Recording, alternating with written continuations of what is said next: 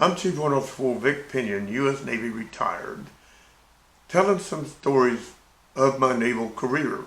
This one is when I was the catapult and rescue gear maintenance officer aboard the aircraft carrier John F. Kennedy CV-67. And I'm telling about when we returned from a deployment, a 7.5-month deployment, to our home port in Norfolk, Virginia. I'm at home enjoying my family, happy, and the ship had pulled in, I think it was on a Friday, and I had the whole weekend. Here's Monday morning, my phone rang, and it's the maintenance chief, Chief Chaney, telling me that the ship installations officer from AIRLANT had called him and told him that his funding had been cut, and he was going to have to rescind approval to do several of the jobs that he had previously approved for the Kennedy.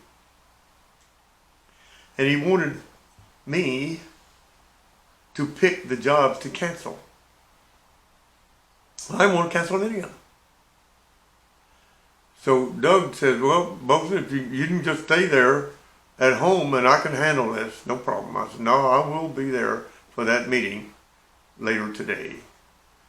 And I put my uniform on, I went in, and Doug Chaney and I appeared at the AIRLANT office, Ship Installations Officer's office. And we sat down, and I didn't want to cancel any of them, and we've got to cancel some. And I said, well, the ship won't sink if you don't do any of them. He said, yeah, I know, you know. I said, okay, we put our heads together to cancel them. He says, here's a couple of big jobs, is doing the arresting gear crosshead and fixed shiv assembly restack for those worn out shivs that you got on 2 of your engines. And I told him, he says, I believe that we can get an extension of wear on those shivs. And I reminded him that I'd talked to him from Naples, Italy, about us returning from the cruise and what jobs to do. And he had approved restacking the shiv nest on those 2 engines.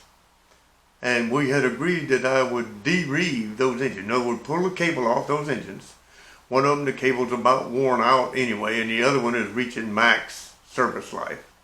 So we would pull the cable off of those engines and dump it at sea and just leave some in the fairlead system for hooking to the new cable when we would put new cable back on the engine. I told him, I says, I do not want to extend the wear on those 2 engines, on those shivs. I want them restacked. Well, Doug Chaney, when he had flown back to the States early, one of the jobs was restacking of those engines.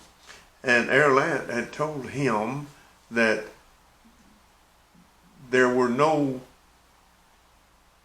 new shiv spacers in the supply system. Phenolic spacers. No, they were apart in those ship nests. There were none of them in the supply system. They didn't have any. Didn't really want to do that job now because those engines would be down. Well, Doug had written me a letter, and he had told me about the shiv spacers not being available. I checked V2 Supply and the ship supply system, and we had a whole bunch of those spacers aboard the ship.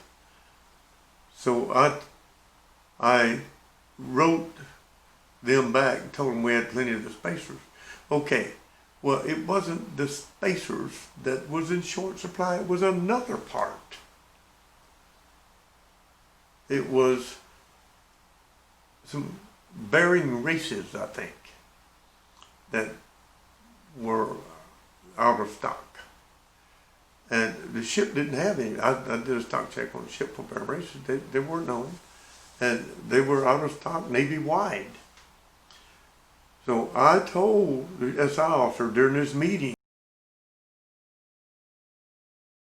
that if you don't restack those engines, if you force me to put cable, brand new cable, back on those two engines,